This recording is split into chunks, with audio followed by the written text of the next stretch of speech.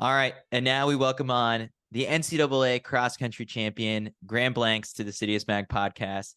Has that title settled in yet for you? Or you've had a couple days to celebrate. You went back to Boston to be with your team for a bit. Now you've got the holidays. It's an exciting time but at the same time, you're still technically mid-season, right? You're going to race again soon.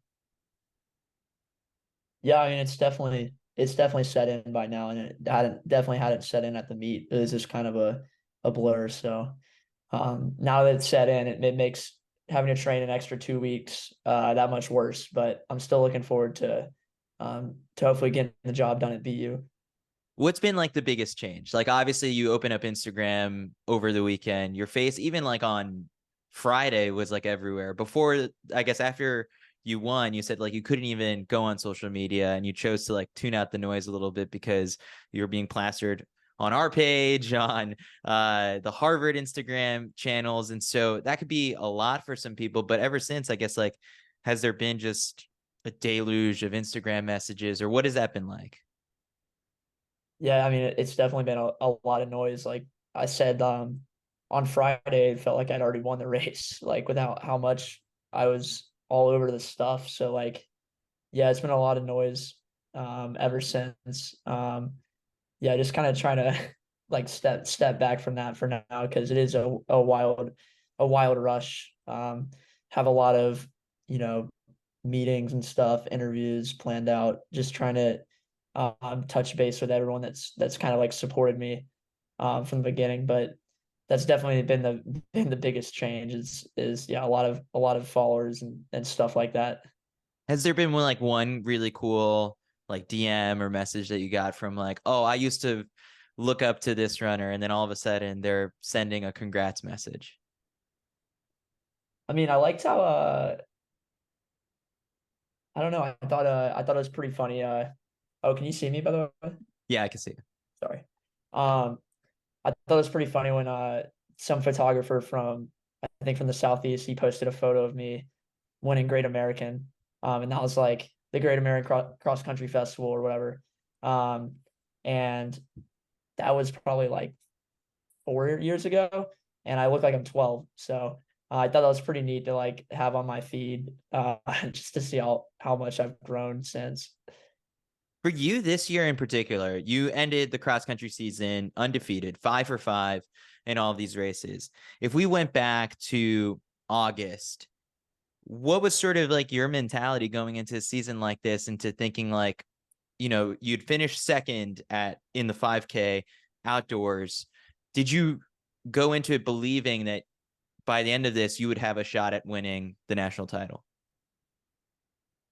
I mean, yeah, I mean, I met with my coach um during the beginning of the season. Like Gibby always likes to ask us in the office, like, all right, what are your goals? He doesn't set the goals for us. We have to choose. I think my first goal was, and it's written down on my plan, is win everything. And then my second one is be a good teammate. They probably should have been flipped if they're in order of importance, but I definitely thought I could win everything. Otherwise, I wouldn't have set the goal. But these things they're never easy or granted or anything. So it's pretty amazing to get through the season and actually accomplish all those things. Uh, it's still pretty surreal that I was able to get through that, but that's kind of like um, a new level for me. So I'm trying to adjust my goals and keep shooting for the stars. How do you define being a good teammate?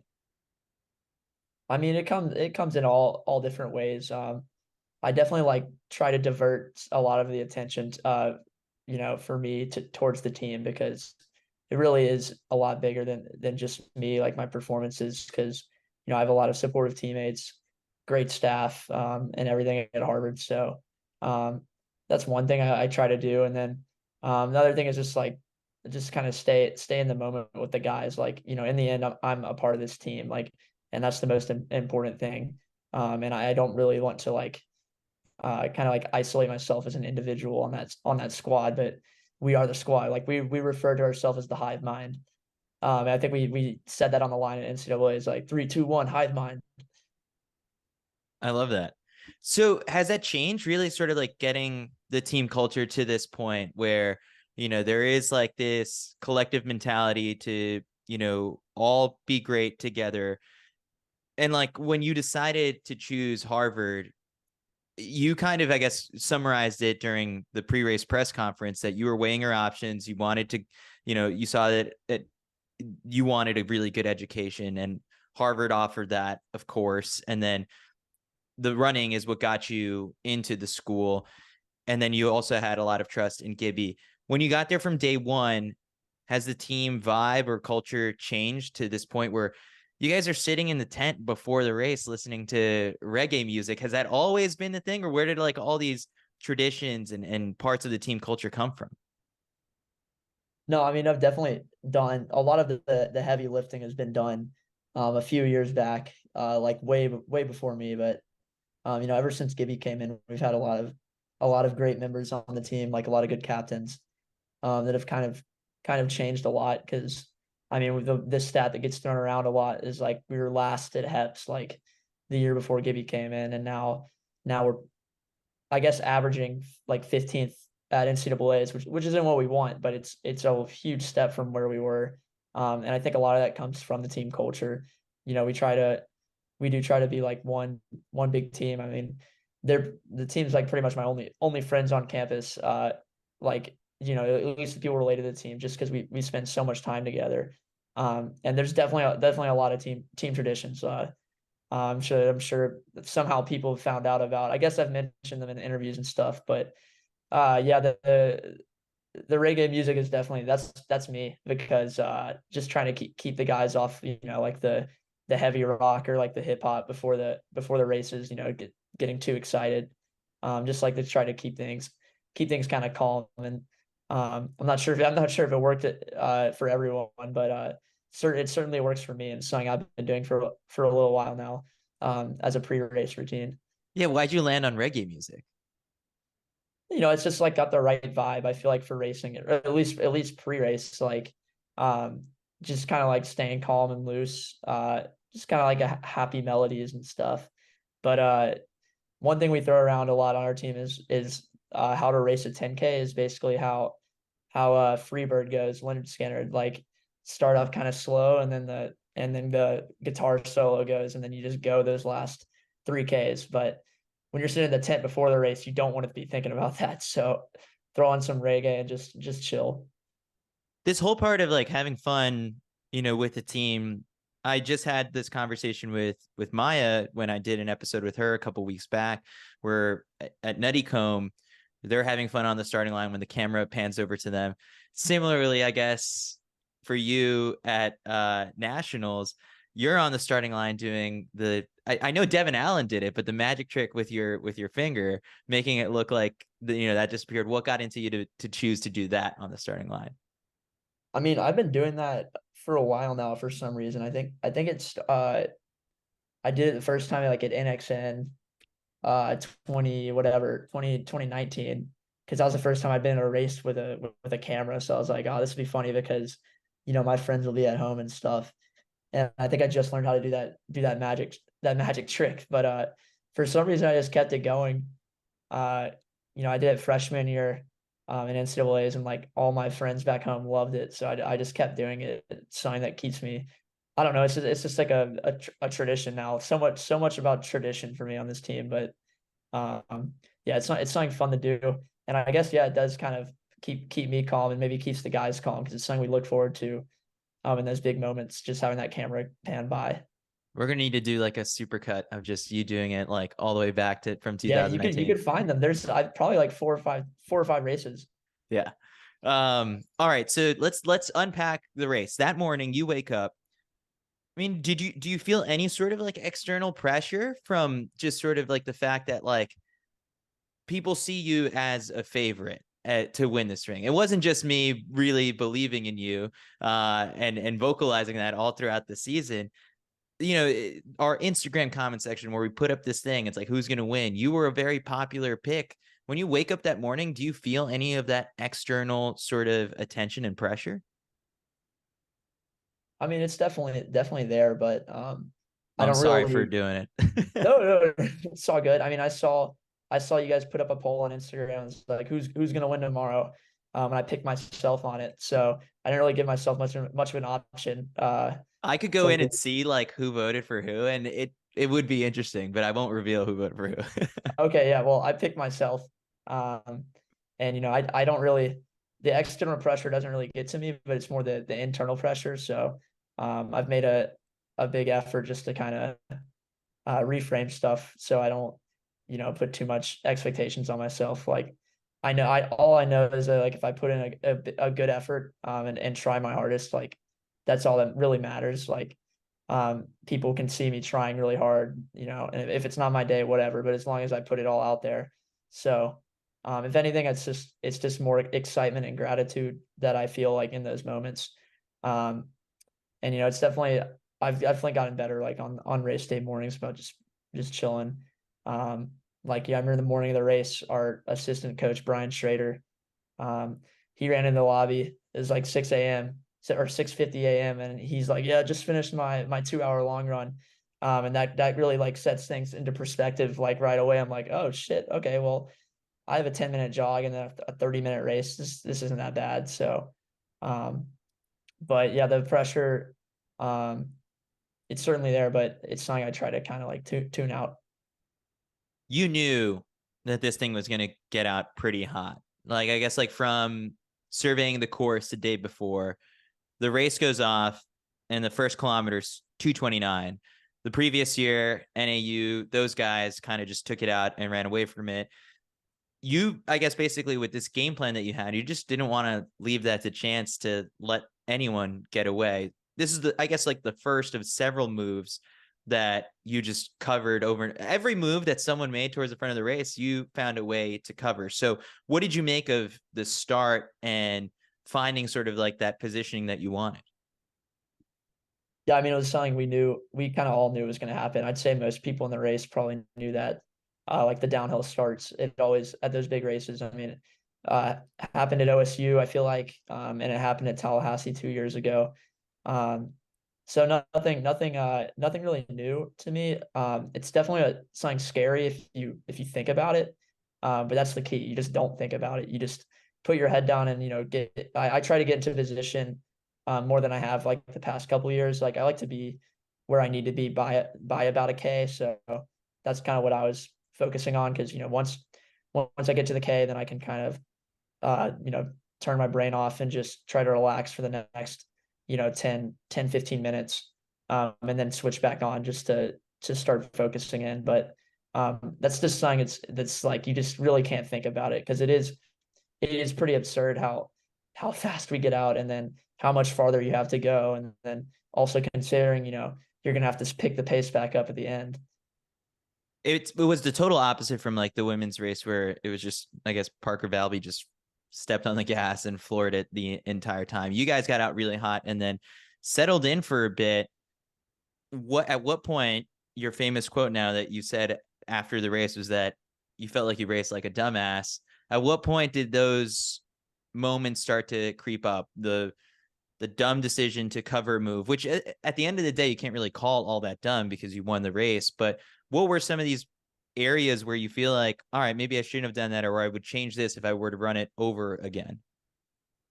Yeah, I mean the biggest one, I mean, there's a lot of stuff going on. Like Drew Bosley was throwing a bunch of punches. I mean, I really respect him as a racer. He really doesn't let anyone have an easy day. So wasn't necessarily covering his moves, but the whole front pack was kind of having to deal with him. He does a good job causing some chaos. Um, maybe some of the Arkansas guys like Cramiego and Patrick Kiprop, I think they might have taken the lead a few times. Um, but those weren't really any of the stuff I feel like I regretted per se, but like the big one where I used a lot of energy was with um, Dennis and Brian of OSU. I'm gonna call him Dennis the Menace because that was a crazy move. I assume they planned it out beforehand. But that's something I kind of looking back, it's like I could have probably waited because it ended up being I surged up with them they turn around and see I'm with them, and then immediately kind of they're like, okay, let's cool it, and then you let a bunch of other people back into the race, and that's something that might have made like a small dent in my like reserves or whatever energy reserves, but um, yeah, I mean, otherwise, I feel like, yeah, like looking back, like it was just the reason I said that was just because I just the whole race was a blur, and it just felt like a lot of chaos because there's a lot of people throwing punches and a lot of strategy. Yeah, I mean, it was an amazing, it was a really cool race to be a part of, and definitely to win. There was one point, I guess, that Kai Robinson towards when it strung out to just the three of you, he puts in a surge, but he later revealed that like at that point he was just kind of dead and was bluffing. Did you kind of already get that sense that like, all right, we're gonna get him pretty, or he's gonna be toasted pretty soon? Nope, nope, not at all. I thought he was. I mean, I thought he was strong as an ox. I mean, we hit that the hardest hill on the whole course, and I mean, we're almost 8K deep, and he just sprints up it. So I'm just like, just hold on. This might be your ticket. So no, I didn't know that. So there you go. There's another stupid decision. It's really hard to tell in those moments. Like, I mean, when you have guys that talented, like how do you know if they're bluffing? I mean, these guys are incredible runners. You've run Van Cortlandt, you've been on some of these really hard courses. Like, can you explain, I guess, just like how painful was this when there were moments where like if you watch the replay, your face, like, I mean, that could also just be the way you race. You look visibly in pain many times. No, I mean that race hurt. I mean, like the championship races hurt because you're out of your comfort zone at all times. Whereas like in races like Ivy League championships or like the regional championships or like Northeastern meets, where I can kind of control what's going on in the race. In these cases, like I can't really control because there is really no difference like in I don't know what the word would be, like racing abilities, I guess, um, at these championship races. And that's not to say that there aren't amazing runners, in the Northeast and at the Ivy League championships, you know, where I'm racing and stuff. But when you get to the NCAAs, it's just a whole nother level where you're just kind of subject to like whatever happens in the race at that time. So everyone's just trying to hurt each other, like and yeah, it hurts pretty bad. And that course was doing no favors in that sense because it was choppy, really tough footing at times. So yeah, it was a painful race. But I'm sure most other people in the race would say that too. So um, yeah, no, I wasn't surprised at all with how I felt during the race. You get to 1K to go, and it's just you and Hampton Samuel, someone who's 17th at World Cross, not in the junior race, the senior race.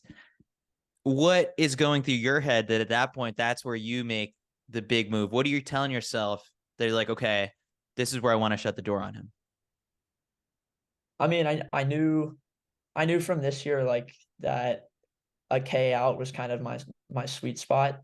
I get to practice a lot of different finishes this year. At Beantown, I kind of went with maybe like 3K to go. Nuttycombe, I went with like 500 to go. Ivy Leagues, I went with a mile to go, and then Northeast, I also went with a mile to go.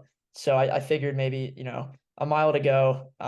That's pretty tough to hold on to. That's like a little over 4 minutes. You have to basically hold off some of these guys, and that's a long time. So I figured maybe a K would be good, and we do a lot of training like that at Harvard. So um, I knew I wanted to make that move. And you go into races knowing where you might want to make moves, but it really also depends on how you're feeling, and then how your competitors are looking around you. So I knew when it was just me and him, it was something I was going to have to do. At that point before that move, I was following him, um, and as I know what it's like to get to be running, to be leading one guy who's just breathing on your neck, and I know it's not fun, and it's scary and it gets in your head. So I knew I was on the other end of that, which was nice. Um, And, in a way, it's also, going with a K to go it's also a type of bluff. I mean, it's like, of course I don't feel good, but who knows what had them thought, or what other people thought. But I knew it was something I was gonna have to do, because I mean, I feel like from what I've seen, Hampton has really good foot speed. At least from what I saw, like at Nuttycombe, looking back at the finish. So it's also something like, well, if we get up the hill at the finish with 200 to go, maybe this guy's going to be able to completely walk me down. So I figured, like, at that moment in the race, that just seemed like the best thing to do. And it was something like, even if it didn't work out, I knew I wouldn't regret. Um, because I knew it would make for a good finish, basically. And I knew people would at least be entertained, and that I would at least finish second. So, um, but I'm happy with how it played out. 100%. I left the media tent and I popped out and I just ended up watching with the Harvard. I guess there were a couple parents there, and then I was next to, I'm guessing that you guys call him G, right? He's Yeah, your, gee. yeah. I ended up watching with him, and it was the most electric thing in the world. He just kept yelling like, "How do you like them apples?" Just like close the door on him, and then it was just awesome. He had full confidence in you as soon as you made that move with 1K to go. When did you feel like, okay, this one's mine? You did pop your jersey or something like that, I guess, like as you were coming pretty close to the finish line. I mean, yeah, I knew, like, Yeah. once I was like 50 meters to go. Like, I don't really ever trust it until I don't try to look over my shoulder until like 50 meters, but you can kind of tell with like how people are cheering and stuff. If it's so loud I can't even hear my own thoughts, that probably means someone's about to pass me. And it wasn't that loud, so I figured maybe I had a little bit of daylight. So 50 meters to go, but like I've told a lot of people, I run with a lot of fear after I make those moves. So I'm just trying to like fight my way to the finish line. I'm not a guy who really prepares celebrations or anything, because I feel like that might bring some bad luck to myself, but also I'm not really thinking about it in the moment. I'm just trying to get to that line. You were racing like smart. And one thing I picked up on when I saw you at regionals is like, when you see a board, you're reading it and like you're picking up whatever intel or information you can for the rest of the race. You did that. From where I was standing, there was a big board behind me, and you were doing that same exact thing. What are you picking up on when you're reading during a race? And everyone else, for the most part, I saw was just kind of like looking at the competitors ahead of them. Maybe a couple peeked over and glanced, but you were, head turned, full on reading what was happening. What are you looking out for there? I mean, I guess I was just looking for like the who was in the pack, at least, because there's not, on any given day, that like the top 20 ranked guys aren't going to be all in there. So I was just trying to see what names were there and what weren't, just because I know some of the guys, I guess, and like I know some of their strengths. Also, I was just like looking for the team score. I was just kind of like, it's just something like to pass the time in a way. Like, um, I didn't see our team score though. I know what you're talking about, that moment when I looked over. So I was kind of looking for that, but it was also good to like try to see where I am. Like, I'm not trying to turn around, so at least I can see like up in the board, like how big the pack is, or who's here, who isn't, etc. So after the race, how do you celebrate? I think that was the number one question that was submitted like on Instagram from people. How did I celebrate? Yeah. Uh, I mean, unfortunately, like, we hopped right on the bus, Oh, and really? went home. Yeah, I would have loved to hang out in UVA, but yeah, we had to get home. We didn't get home that late, which was nice. We got around 8 or 9, so we went to Grendel's pub, in Harvard Square.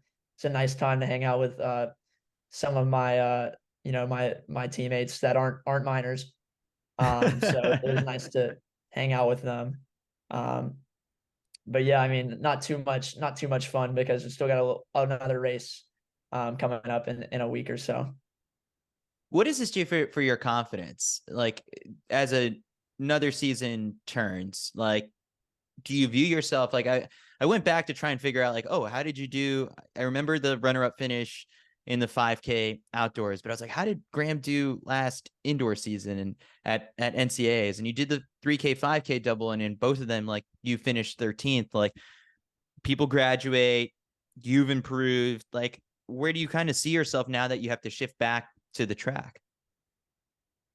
I mean, it's still the same goals, which is to win everything. Like I'm here to try to win races and stuff. So, um, but nothing has really changed for me after winning this race. I mean, nothing has changed with my competitors and how good they are. So, I definitely still have a ton of respect for the people I have to run against at these big races, and I know it's not going to get any easier to win these races, but the goal remains the same, which is to win everything. So, um, yeah, I mean, winning the race definitely does a lot for my confidence, but it was something I've wanted to do, and I felt like I could for a while. So um, now it's just trying to keep that ball rolling and keep picking up, big performances. All right, let's dive into some of these listener questions that were submitted on Instagram. Sam Schreiber asks, how does he manage coursework with an intense training schedule? Yeah. Um, I certainly didn't my first 2 years here. It's pretty tough. Um, not a whole lot of free time. Um, but things that have helped me are taking classes with teammates. Um, also taking classes that have been historically taken by my older teammates, so I can get some tips or whatever. Um, but yeah, the main thing is time management and being really, you just got to be responsible, which is really hard to do. It's a lot harder to actually do than it is to say to do it. So um, just trying to find um, times to work, which is normally after dinner, you know, practice, dinner, work, bed, and then classes in the morning, and then practice, work, dinner, bed. But it's something you get used to. And the more you do it, the easier it gets. You kind of figure out how to get stuff done more effectively. But it's something I'm still learning how to do myself.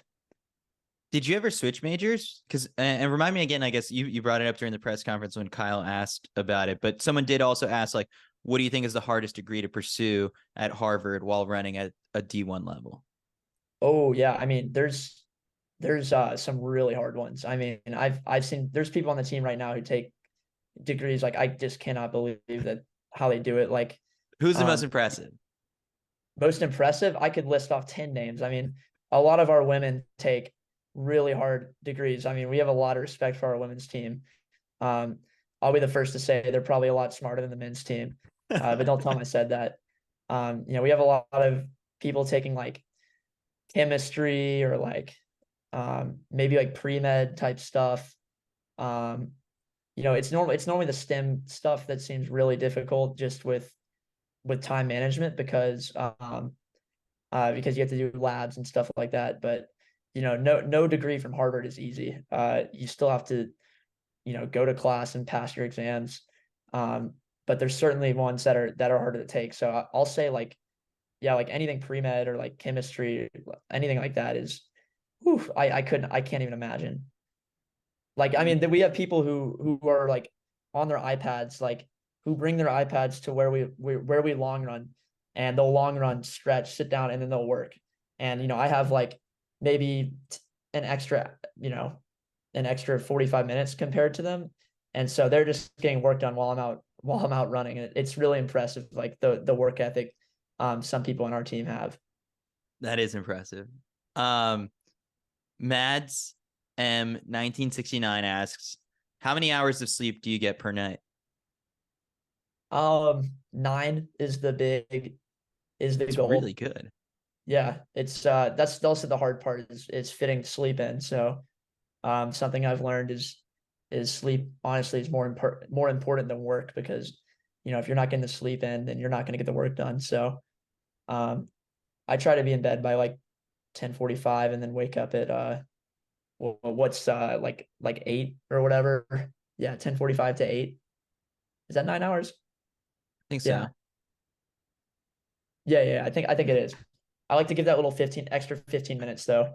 to fall asleep, because I take a while to fall asleep. But 9 hours is definitely something we Gibby throws that number around.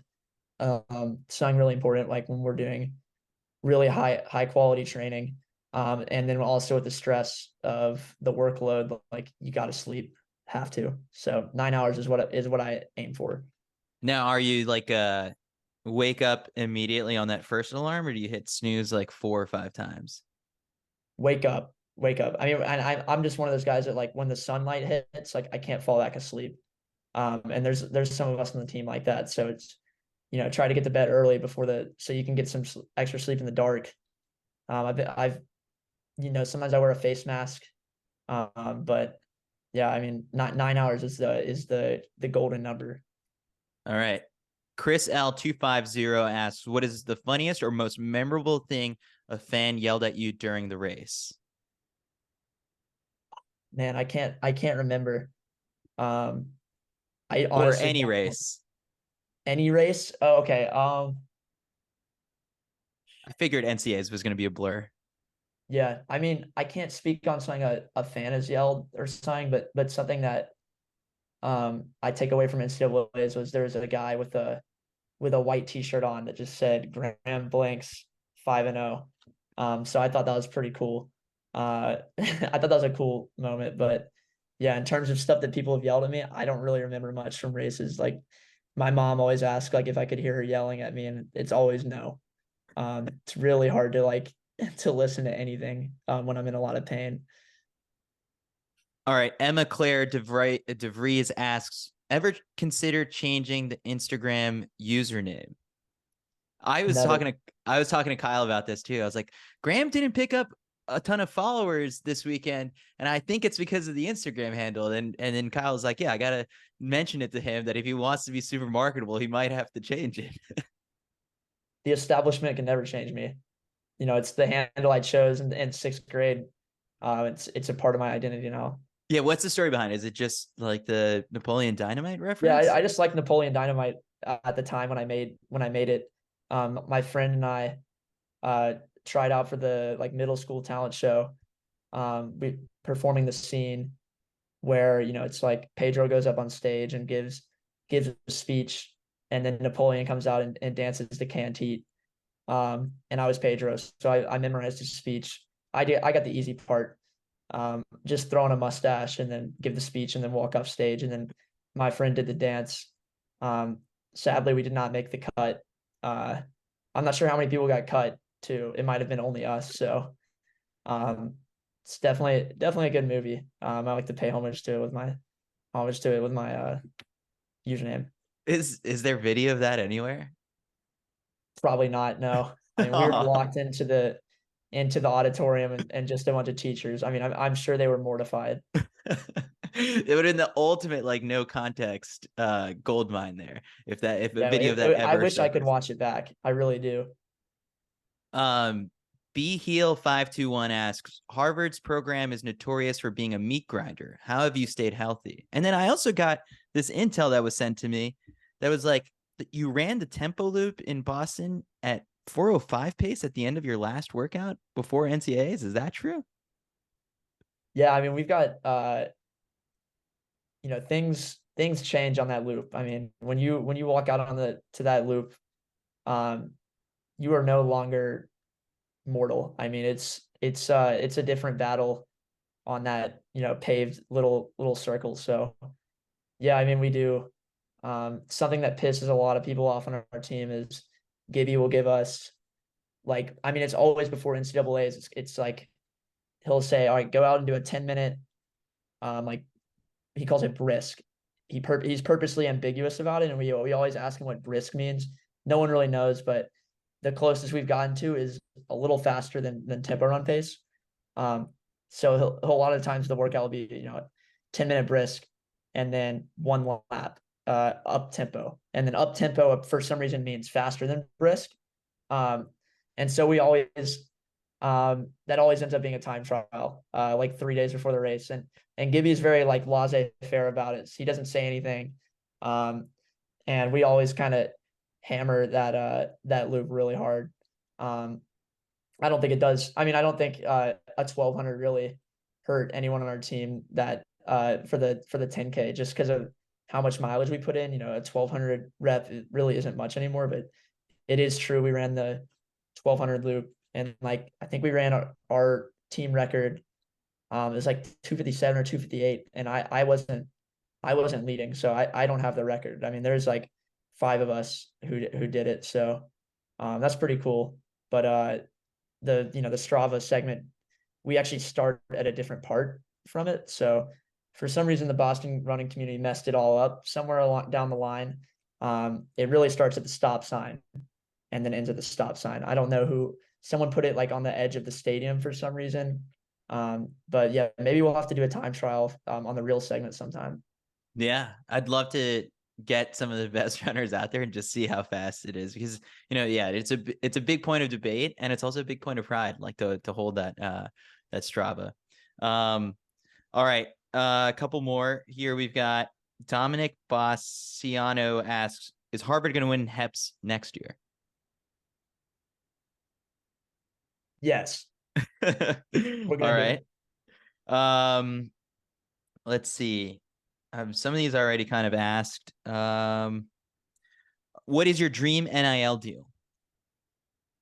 Manifest it.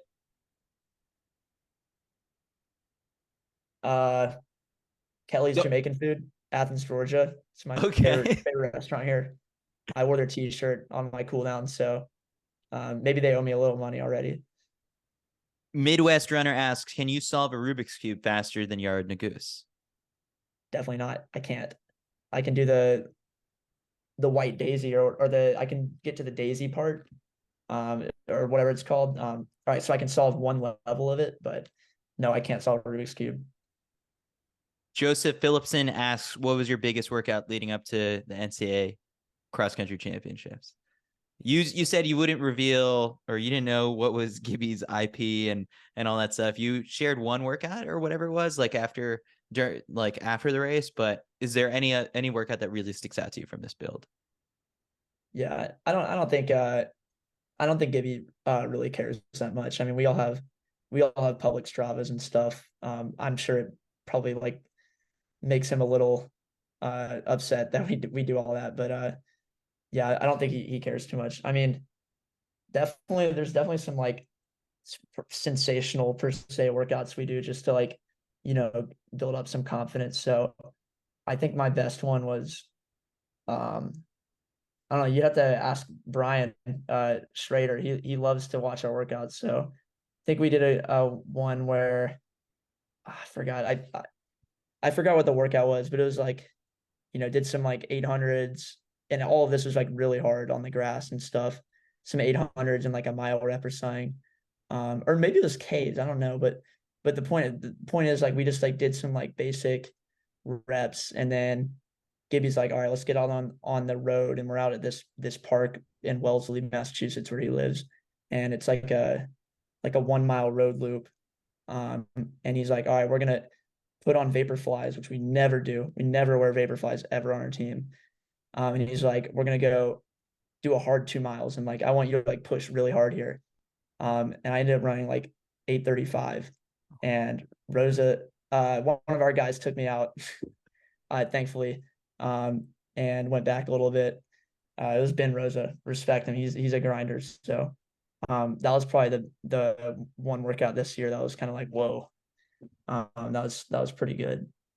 Well, so we glossed over the part. It's just like the Harvard program and like the training can be a lot for some people. How have you stayed healthy? And then someone did also mention like you guys do your easy runs kind of fast. So was that hard for you to adjust when you got to college? It was definitely an adjustment, but um, something you kind of get used to. I mean, like now that I've been a part of Gibby's program for like 3 years, like we end up doing our pre races at 6 flat pace, and it just naturally happens. Gibby has. I remember one time, Gibby had an ex athlete from like 10 or 15 years ago, like send him a screenshot of his Garmin run. And he ended up running maintenance pace like as a hobby jogger, and he's like, God damn it, Gibby, like you still got me. So it's something you get used to, and it's I don't really dig that deep into the science behind it or anything, but it's something that definitely pays off. It's not it's never immediate ever with anyone on our team. It's something you kind of have to work into, and that makes sense from what I've at least from what I've heard about Gibby in the past is just developing people because if you're able to stay healthy and do maintenance pace and do the workouts which I think you should be able to if you take care of yourself, which is 9 hours of sleep, eat a shit ton, make sure you're on top of everything, which is harder to do than one might think. You can stay healthy on the plan, and then it pays off big time. I mean, I've seen a lot of people get really good off of Gibby's training, but yeah, sometimes staying healthy is obviously harder than it might be at some other programs, but it's something that I knew going in, like would I rather stay healthy for 4 years and do training that's maybe a little easier, or like just maybe risk it and know I gave it my all.